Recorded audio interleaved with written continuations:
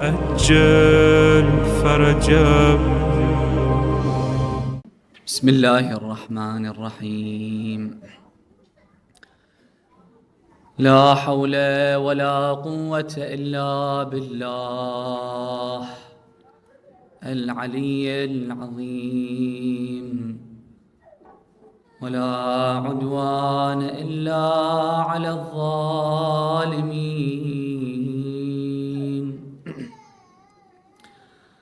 صلى الله عليك يا رسول الله وعلى أهل بيتك المظلومين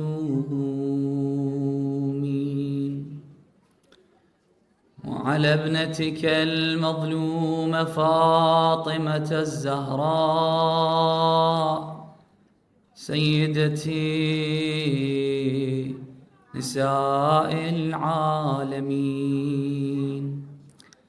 سلام من بمدينة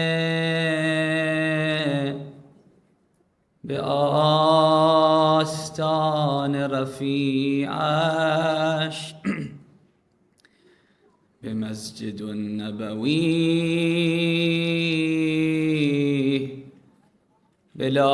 بلالهای بقیعش. سلام من به علی و به حلم و به صبر عجیبش. سلام من به بقیع و 4 قبر غریبش. نشسته باز دلم پشت درب بسته آنجا،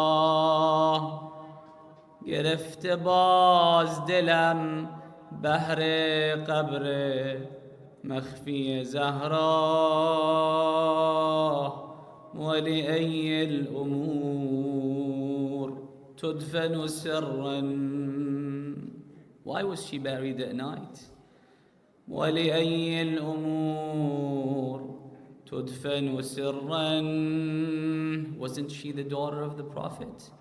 بضعة المصطفى ويعفى ثراها. اللهم كن لوليك الحجة ابن الحسن صلواتك عليه وعلى آبائه في هذه الساعة وفي كل ساعة وليا وحافظا وقائدا وناصرا ودليلا وعينا، حتى تسكنه أرضك طوعا وتمتعه فيها طويلة. To hasten in the reappearance of the Imam of our time, please recite aloud salawat.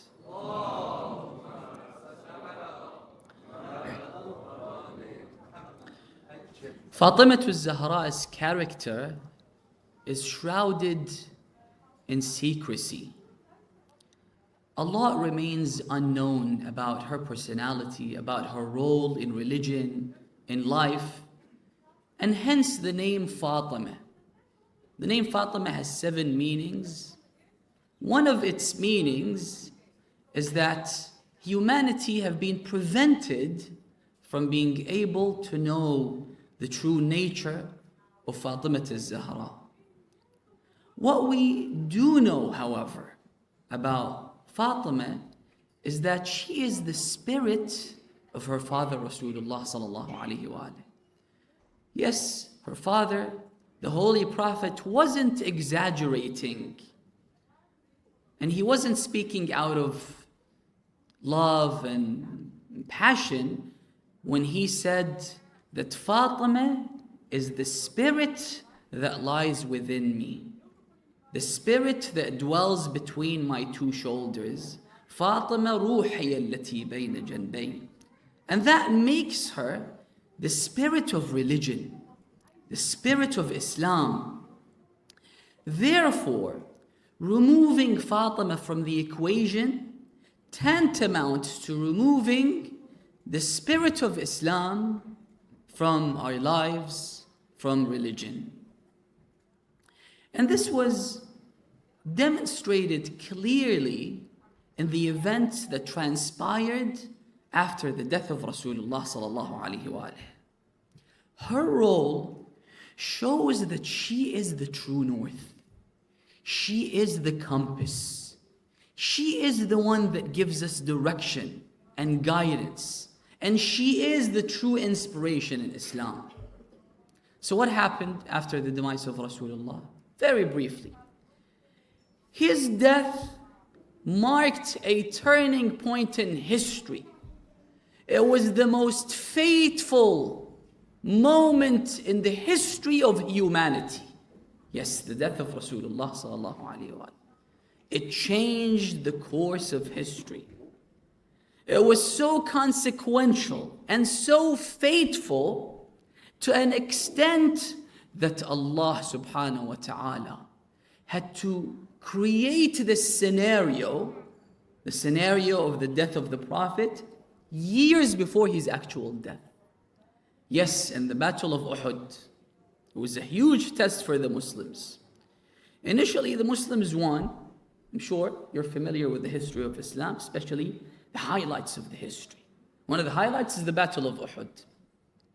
In the Battle of Uhud, initially the Muslims won.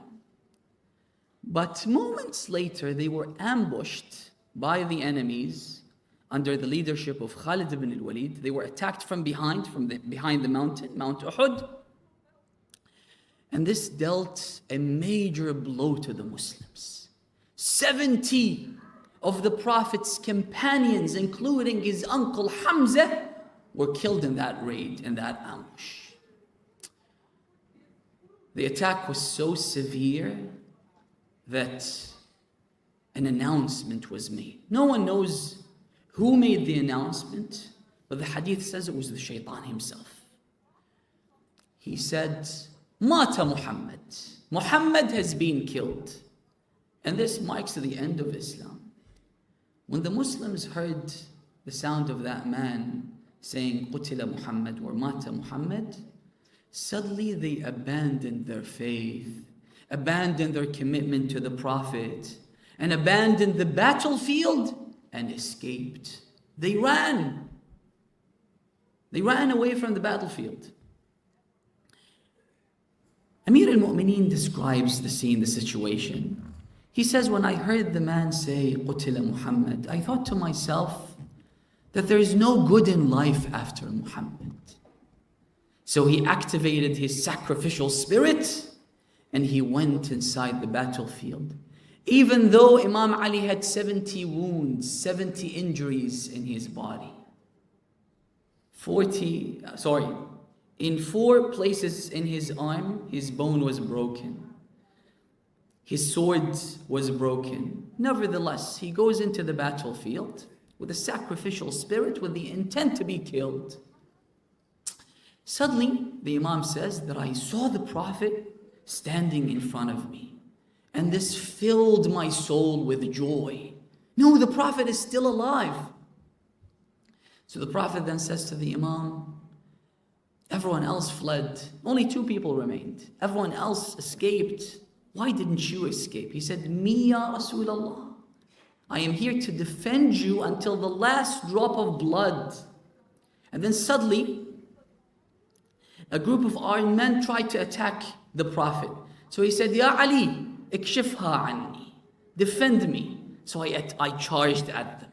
Another group of armed men tried to attack the Prophet from another angle. So he protected Rasulullah on that day. Allah then revealed a verse to the Prophet. The verse is, وَمَا مُحَمَّدٌ إِلَّا رَسُولٌ. صلوا على محمد وآله.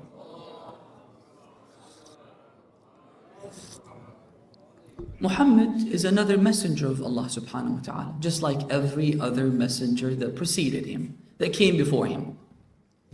Muhammad's role was establish the link to Allah subhanahu wa ta'ala. He shows us how to connect with Allah. He introduced Allah subhanahu wa ta'ala to us. Whether the Prophet is alive or dead, this will not change the reality that the dominating force is Allah subhanahu wa ta'ala. He introduced Allah subhanahu wa ta'ala to us. It doesn't make sense for people to abandon their faith if Muhammad dies. This was a crucial point that Allah was trying to emphasize on.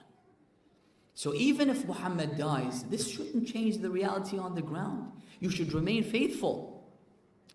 And then Allah subhanahu wa ta'ala says in this verse, أَفَإِن مَاتْ أَوْ قُتِلْ انقلبتم على أعقابكم. If he dies or if he is killed, you abandon your faith.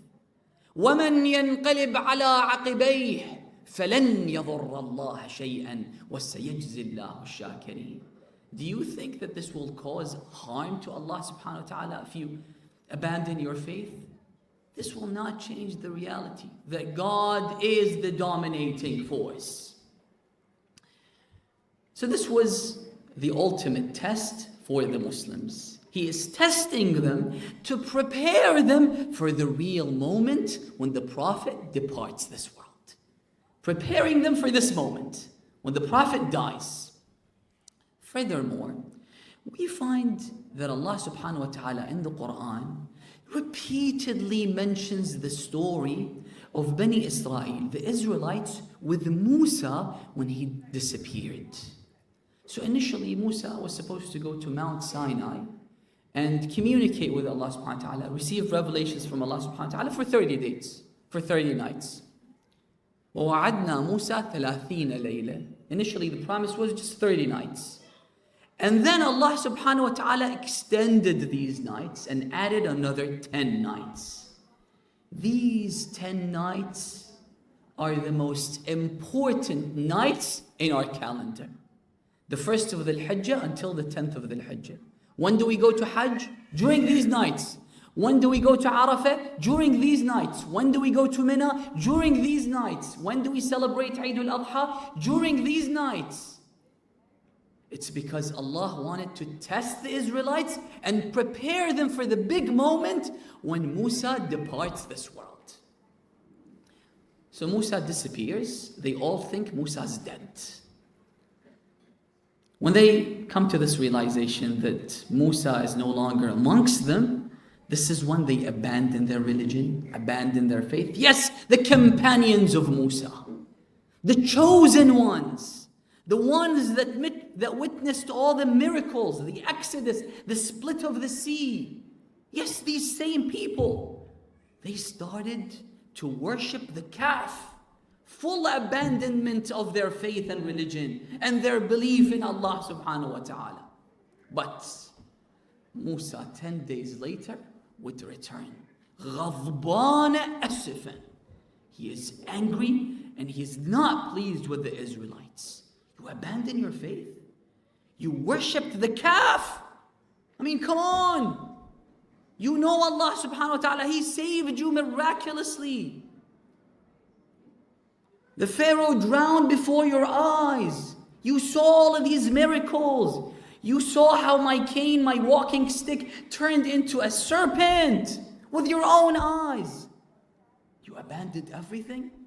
What he did was he destroyed the golden calf and he excommunicated the samurai. Khalas. With respect to what happened to Muslims. And now there's a verse that says that the Muslims would follow suit, follow in the footsteps of Bani Israel. Everything that Bani Israel did will take place in Islam as well. لَتَرْكَبُنَّ طَبَقًا عَنْ طَبَقٍ. This verse is a reference to what the Muslims will do after the Prophet. It will be exactly as what the Israelites did after Musa alayhi salam.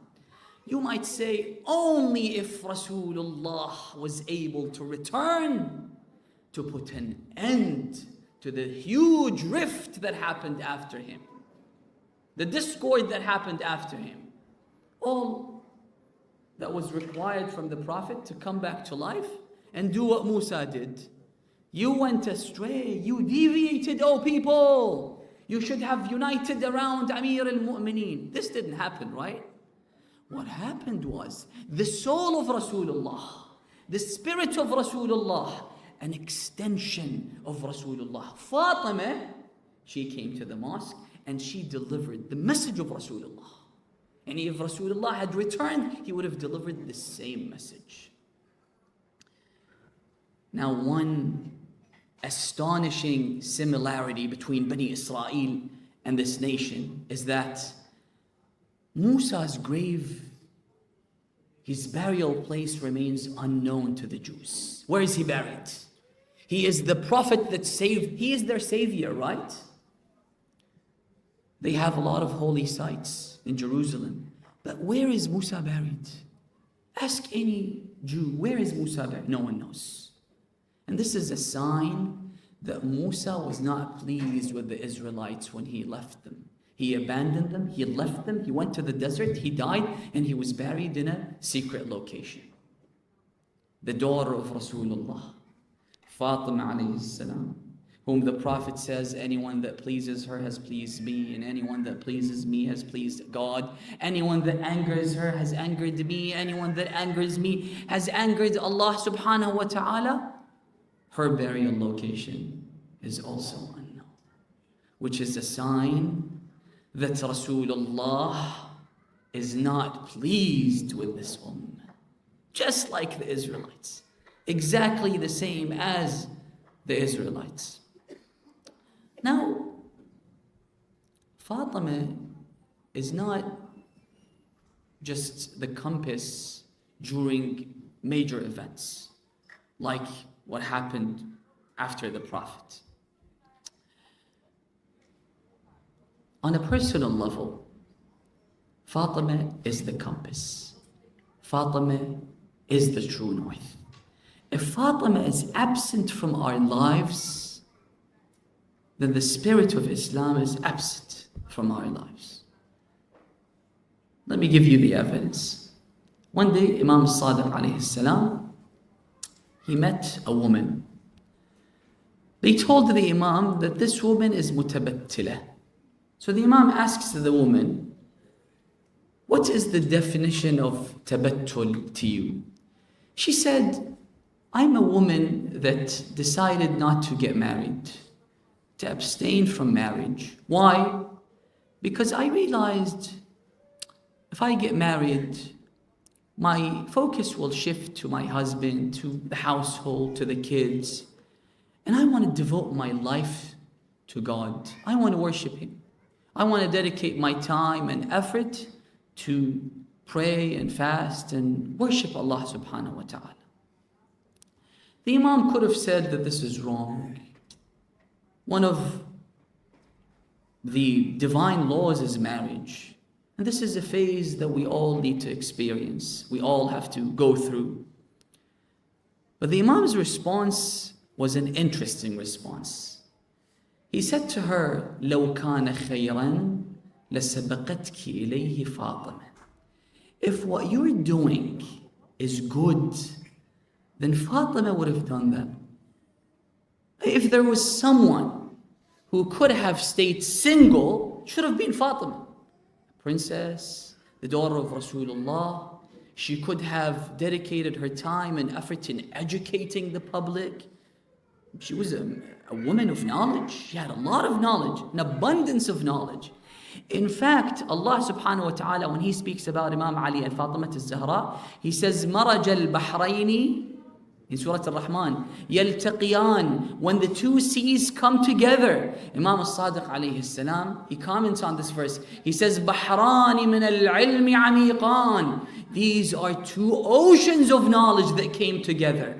يَخْرُجُ مِنْهُمَا اللُّؤْلُؤُ وَالْمَرْجَانِ. The product of this union is Hassan and Hussein, these gems, these pearls. She could have stayed single and devoted her life to educating the masses, teaching the people, being the heir of Rasulullah sallallahu alayhi wa alayhi.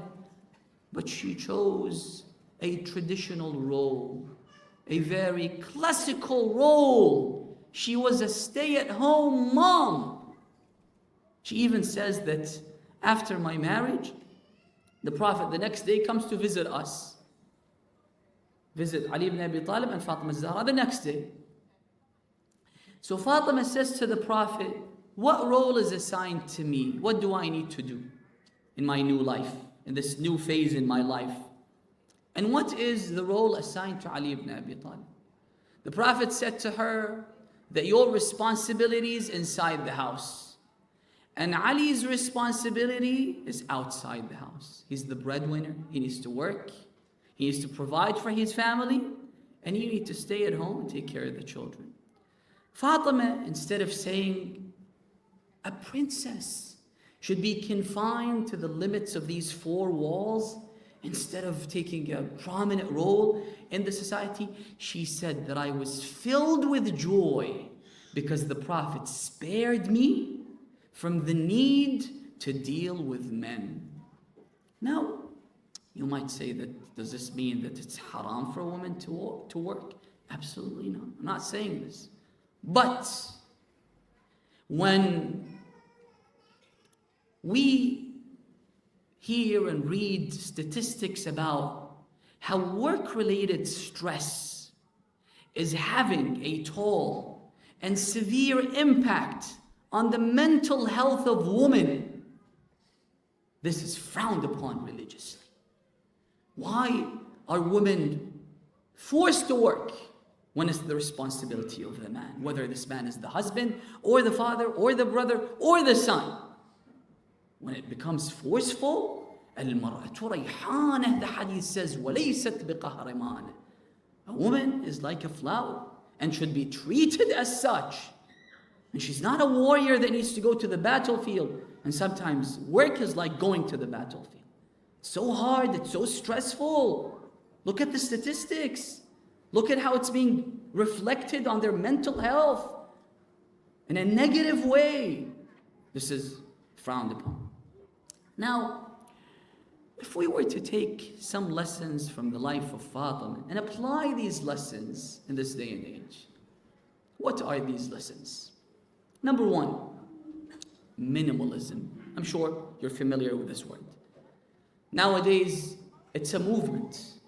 It's a lifestyle that wealthy individuals, billionaires are adopting. People that know what they're talking about.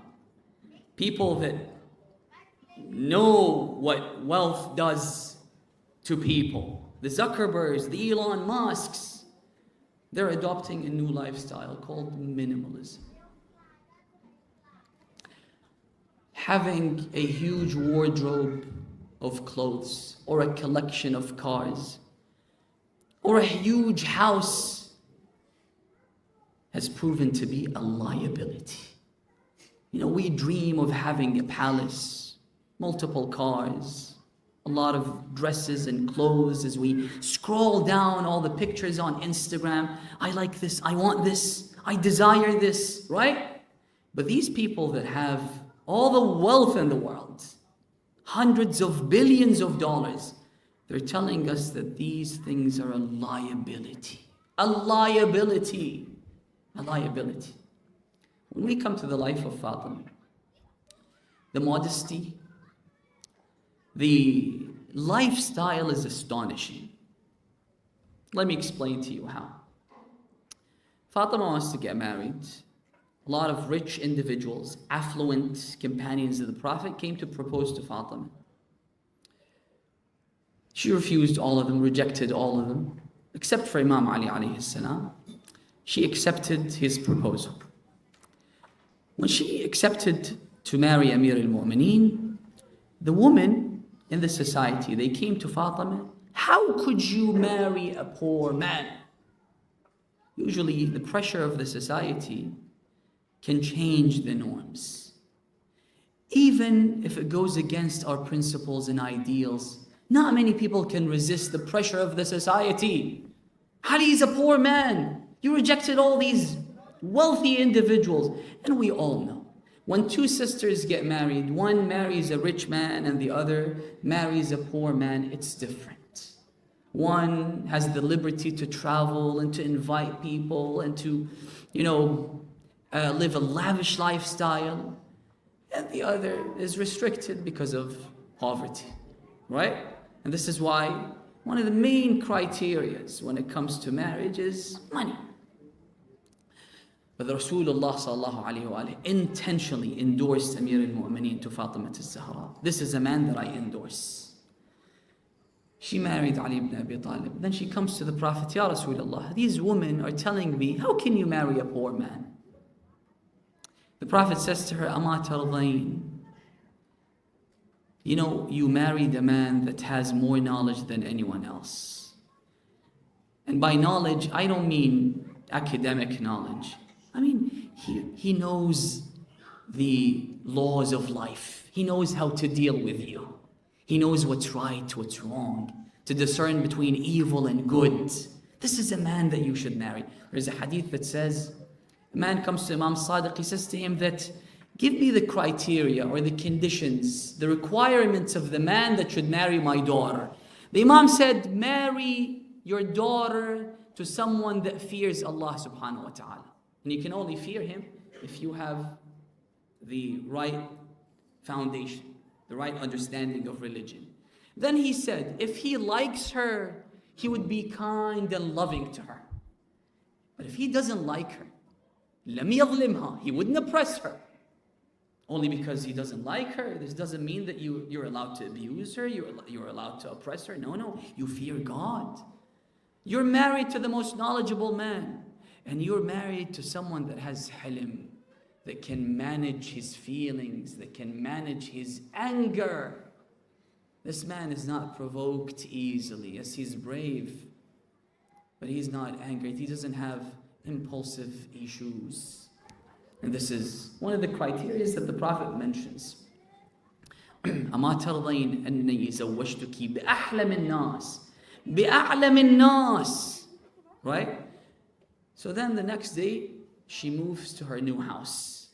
The house was a room that was made from mud, that was built by Ali ibn Abi Talib himself. The size of the room was perhaps 6 square meters. This was the house of Fatima. The utensils and all the different possessions that they had that was given to them upon their marriage were pots that were made from mud. That's all that they had. And their bed wasn't a, king or queen size bed with a royal mattress. It was the skin of a sheep. That's what they slept on. So the Prophet comes to visit them. Of course, you all know the story of the dowry of Fatima al-Zahra. He comes to visit them and he finds that their belongings, their possession, is just few pots that were made from mud. He said, بُورِكَ لِأَهْلِ بَيْتٍ جُلُّ أَوَانِيهِمْ مِنْ خَزَفٍ. This household will be blessed. Why? Because of their modesty. Their belongings, all they have is few utensils made from mud.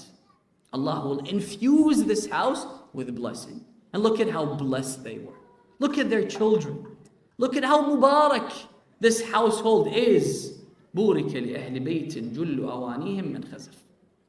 Furthermore, Fatima al-Zahra, according to our narrations, only had two dresses. That's all she had. One for the summer and one for winter. كَنُسَتْ حَتَّى دَكُنَتْ ثِيَابُهَا. She would brush the floor until her dress would become dusty. And she only had two, one for winter and one for summer. One day Salman, he was an old man, he would sometimes pay a visit to Amir al-Mu'minin Fatima al-Zahra in their house. So he comes to visit Fatima al-Zahra. Fatima al-Zahra wears her cloak, her abaya. He realizes that the abaya is stitched in multiple locations in her cloak. And perhaps the hadith says in 13 locations there are stitches on the cloak of Fatima. Nowadays, if your shirt rips, what do? You throw it away, right?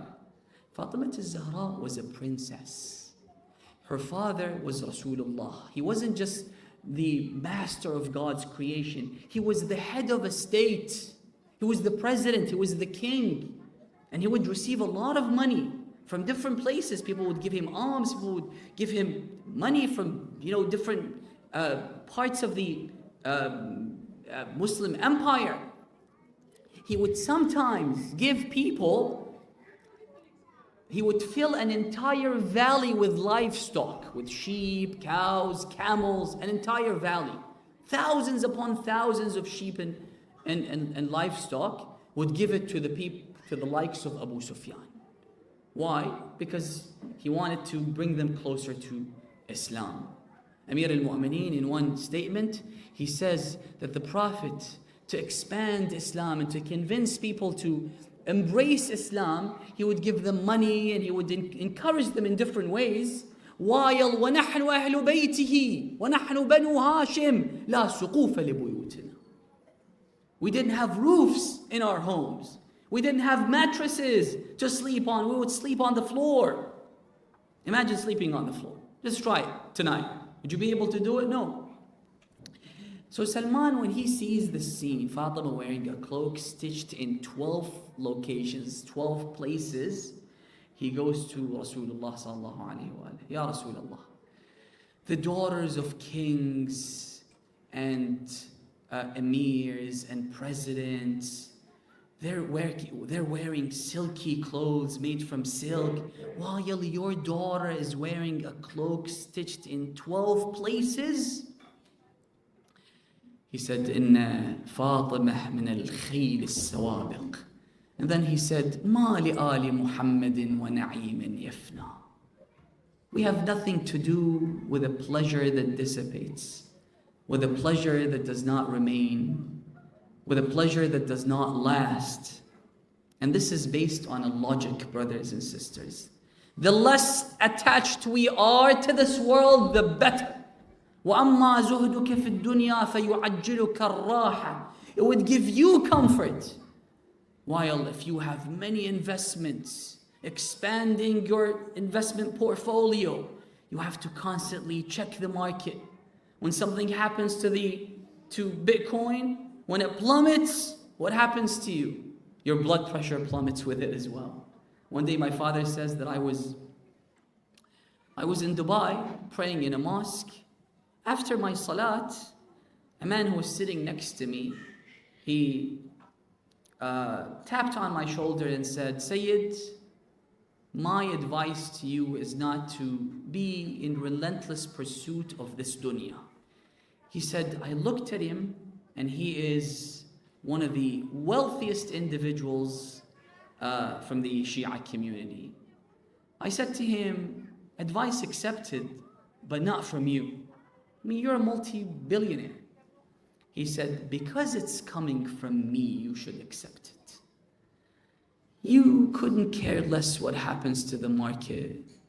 What is the price of the barrel of oil? What is the price of Bitcoin? What is the price of Dogecoin? What is the price of this and that? You're living a comfortable life, focusing on your kids, on your children, on your family, while my mind is so distracted. I can't focus on anything in life. The hadith says, the less attached you are to this world, the better it is for you, both in this life and when you are departing this world. The more attached you are, the harder it will be for the soul to leave the body. And this is why you find some people after their death, their joints, their shoulder joints are dislocated. Because it was so hard for the soul to leave the body. While for others, it's so easy to leave this world because you're not attached. You don't have different houses and different belongings and different possessions in every corner of the world. They say that on the day of judgment, before the hisab, before the judgment takes place, the angels suddenly find a group of people have entered paradise. They come to them. What happened? I mean, people are still being judged. They said, we were never given anything to be judged based on what we were given. They say that one day, the Prophet ﷺ gave one of his companions, each one of his companions, 1 golden dinar. So they went. 1 week later, he summoned them, 5 of his companions. He summoned them. And he asked the first person to stand on a rock that was under the scorching sun. Very hot rock. Stand on the rock. Tell me, what did you do with the money? So as this man was burning, he said, I went to the market, I bought this, I sold this, I did that, I went there, and he was explaining what he did with his wealth. Until he finished the story, he came down. But his feet were burnt. The second companion, the same thing, the third, the fourth, then it was Imam Ali's turn. He went on the rock. The Prophet said, what did you do with the money? He said, Ya Rasulullah, I gave it to a needy man. And then he came down from the rock. So the less attached you are to this world, the easier it would be for you both in this world and in the hereafter. Yes, most of the things you see on Instagram is fake reality. All the smiles, all the joy that you see, when you probe deep into their lives, it's miserable. Miserable. Despite the cars that they drive, the houses that they dwell in, the watches that you see on their wrists, the dresses that they wear, this is fake reality. This doesn't bring happiness. They confess that this doesn't bring happiness. So this was Fatima's lifestyle. They say that one day the Prophet, and I will conclude with this. The Prophet, even though we can draw so many lessons from the life of Fatima al-Zahra, but unfortunately, we don't have much time.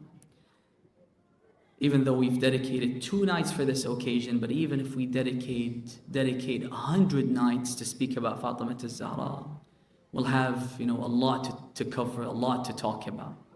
So one day the Prophet, he was passing by with his companions in the desert when he meets a group of people that had camped in the desert. They had food. So the Prophet asked them for food, for himself and for his companions. They said, Ya Rasulullah, this is all we have, and we need it for lunch and then dinner. So the Prophet said, okay, thank you. He left them. Then he raised his hands and said, may Allah increase their livelihood, increase their rizq. And then he went and met another group of people that had nothing but a cow. So the Prophet said, would you give us any food? We're hungry.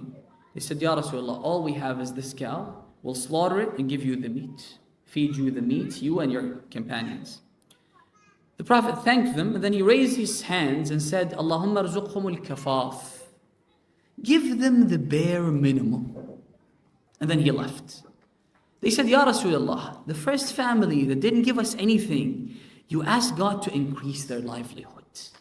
But these poor people, they gave us everything that they had, you said give them the bare minimum?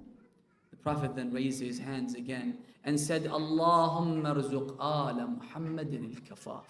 Give just the bare minimum to al-Muhammad and This is what I want for my family.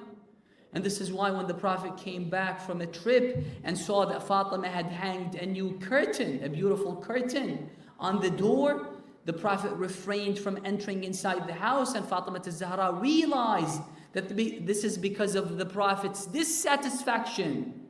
Because of the new curtain, she folded the curtain, gave it to Imam al-Hassan and Hussein, and said to give it to the Prophet. The Prophet received the curtain and said, فَعَلَتْ فِدَاهَا أَبُوهَا. May my life be ransomed for my daughter. Without me even speaking, she did what I wanted her to do. And then he said, Fatima, there are 400 people that are dwelling in this mosque that have no clothes on their bodies. Ahlul Suffah, they used to bury themselves, their bodies, inside the ground because they didn't have clothes to wear. And this negates the muruwah. Our human conscience would refuse for us to live a lavish lifestyle when you have a family member who is poor, when you see other people who are needy. And there's a verse in the Quran that gives us a warning. فَلْيَخْشَ الَّذِينَ لَوْ تَرَكُوا ذُرِّيَّةً.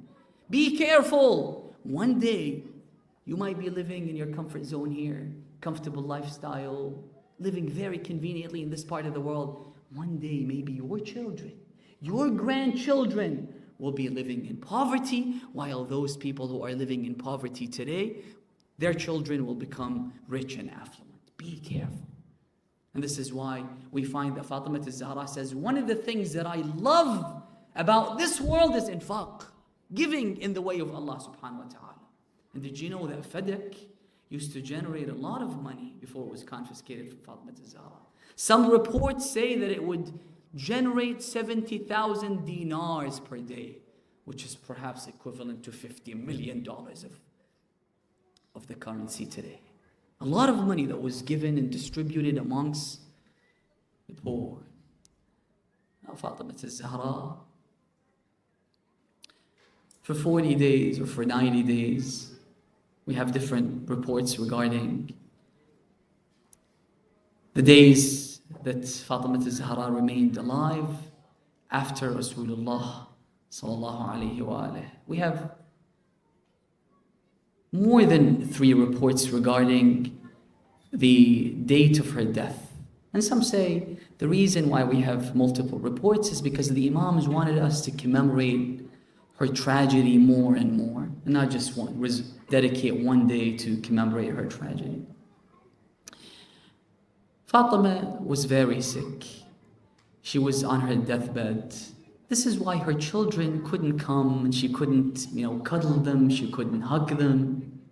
And as I mentioned last night, when Fatima al-Zahra died, she was all alone. Yes, Asma comes inside the room and finds Fatima al-Zahra facing the Qibla, motionless. So she calls her, Ya Binta Muhammad, O daughter of Rasulullah. She doesn't respond. O daughter of Nabiullah. She doesn't respond. O al-Hasan wal-Hussein. She doesn't respond.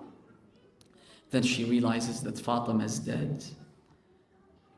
During that time, suddenly Imam al-Hasan and Hussein, who were small children, they come inside the house. They come inside the house and they call their mother. She stops them. She doesn't want them to go inside the room to find their dead mother lying in the middle of the room. So she tells them that you can't go inside the room. Why? We want to meet our mother. She tells them, I've prepared food. I want to give you dinner. They said, وَمِنْ أَيْنَ عَلِمْتِ أَنَّنَا نَأْكُلْ مِنْ دُونِ أُمِّنَا فَاطِمَةَ. Every night, we would eat food with our mother. She has to be present, even though she's lying on her deathbed, but it has to be in her presence. So she says that I tried to stop them, but they managed to escape. They go inside the room. They go inside the room. Imam al-Hasan calls her mother, I am your son Hassan. You loved me a lot. You used to hug me. Why don't you respond to me? Imam al-Hussein alayhi salam begs her, O mother Fatima, I am Hussein. Every time I would come inside, you would kiss me, you would hug me. Why don't you answer me now? And then Imam al-Hasan looked at Imam al-Hussein. He was only 7. عَظَمَ اللَّهَ أَجْرَكَ يَا أَبَا عَبْدِ اللَّهِ. May Allah increase your rewards. Our mother is dead. Let's go and inform our father Amir al-Mu'mineen. They go inside the mosque while they were wailing, while they were crying loudly. So the companions said to them, Ma yubkikuma ya abnay Rasulullah. What makes you cry, O children of Rasulullah? Is it because you remembered the grief of your grandfather Rasulullah? You remembered his death? They said, Awalis qad matat ummuna Fatima. No, we are orphans now. Our mother is dead. Yes, we lost our grandfather just 2 months ago, and now our mother is dead. When Amir al-Mu'mineen hears the news of Fatima al-Zahra's death, he falls unconscious. And then he wears his ammama and he walks towards the house. It's only a few steps from the mosque to the house of Fatima, but he falls multiple times. And then when he comes inside the room, he throws his ammama, he throws his cloak, and he recites this poem. He says, لِكُلِّ اجْتِمَاعٍ مِّنْ خَلِيلَيْنِ فُرْقَةٌ وَإِنَّ الَّذِي دُونَ الْفِرَاقَ قَلِيلٌ. Every two would have to separate one day. وَإِنَّ افتقادي فاطمًا بعد أحمد دليل على أن لا يدوم خليل. And then he executes Fatima's will. He shrouds her at night. He washes her body at night, and he realizes that her rib is broken. And then Salman says that in the middle of the night, no one knew that Amir al-Mu'mineen will carry the casket of Fatima in the middle of the night. Everyone expected the Imam, because she died at night, to do the funeral procession the next day. Suddenly Salman says that as I was praying Salatul Layl, I heard a knock on the door. I opened the door, it was Imam al-Hassan, Imam al-Hussein, while they were crying silently. They couldn't cry loudly. What brings you to my house in the middle of the night? They said that my father wants to carry the casket of my mother Fatima al-Zahra in the middle of the night, and he needs a helper. Would you join him? Yes, it would be an honor. So him, Salman, Abu Dhar, Al-Miqdad, just few of the companions of Rasulullah, they went to the house of Amir al-Mu'mineen. Now they say that as the Imam covered Fatima with a shroud, as he was about to tie the knot, he saw the children of Fatima, Hassan, Hussein, Zainab, Kulthum. They were standing there watching and crying. So he asked them to say goodbye to their mother, to bid their last farewell with their mother. هذا اللقاء هذا الفراق واللقاء في الجنة. You say goodbye now and you will only meet in paradise. So they came and they threw themselves, something that they couldn't do when she was sick. They threw themselves on the body of Fatima. The hadith says that by God, we saw the hands of Fatima come out of the shroud and hug them. This scene was so heart-wrenching.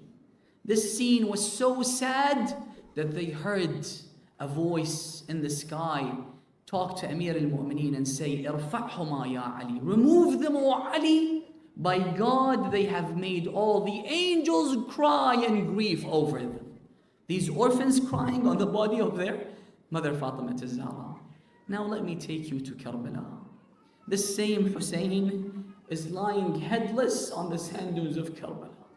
This same Zainab, who was only 4 or 5 years old, threw herself on the body of Hussein. Sukaina, his daughter, threw herself on the body of her father, Hussein. And they were complaining to him. They were crying, "Aba ya Hussein, unzur ila ru'usina al-makshoofa." Oh, Father Hussein, look at how they took our scarves from us. Look at how they are lashing us with whips. Amir al-Mu'mineen, very gently, with care, in a very loving way, he removed the children. But how did the enemy combatants remove Zainab and remove Sukaina and remove all the children from the body of Hussein alayhi salam? With whips. بويا برضاك لو غصبا عليك يجرني العدو من بين يديك. Oh, Father Hussein, are you pleased with this? They are pulling us from your body. أنا أبكي ودير العين ليك أدري بحميتك ما تخليك. Yes, I wail and cry because I know that you are not pleased with what is happening to us. ولكن معذور يا الحزة وريديك. But you're excused, O Father Hussein, because they have removed your head from your body. لا حول ولا قوة إلا بالله العلي العظيم ولا عدوان إلا على الظالمين.